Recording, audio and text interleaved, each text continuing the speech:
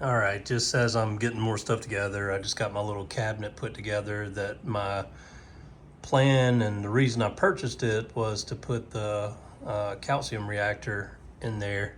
But I think that the calcium reactor is going to be too tall. Now, the calcium reactor itself, I believe, will fit, but the lines coming off the top of it, I think they're going to get pinched if I try to get in there. So I might have to reevaluate that situation. But anyway, current topic and reason for this video. I have two MP40s, and before the reboot, the sand that I used was the Carib Sea Fiji Pink, and I ran these MP40s at 60%, and I was pretty content with the flow at that power setting. Well, when I did the reboot, I ordered Ocean Direct sand because I watched some like a bulk reef supply video, and they kind of recommended the Ocean Direct. But what I didn't pay attention to is the Ocean Direct, like the special grade, I guess, is a larger grain of sand.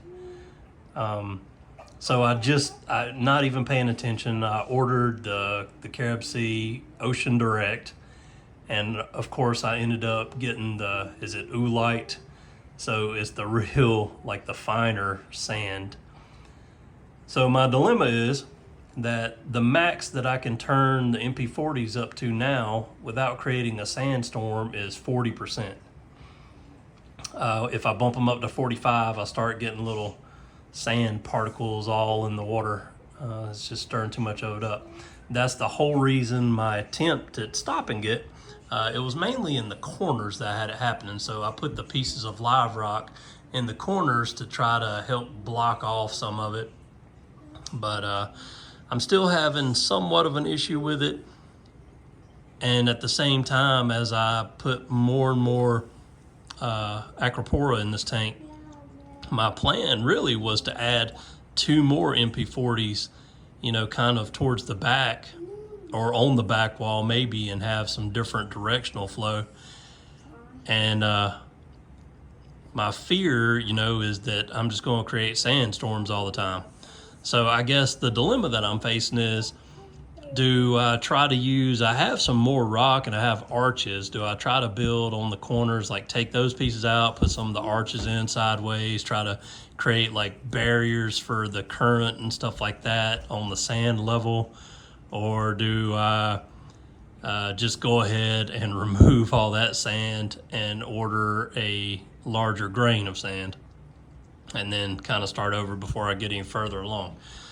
One of the reasons I hate to do it is I bought $200 worth of copepods and put in the tank. And, you know, while I know a good, well, I'm not sure how it all works. I know for a fact that some of them always reside in the sand.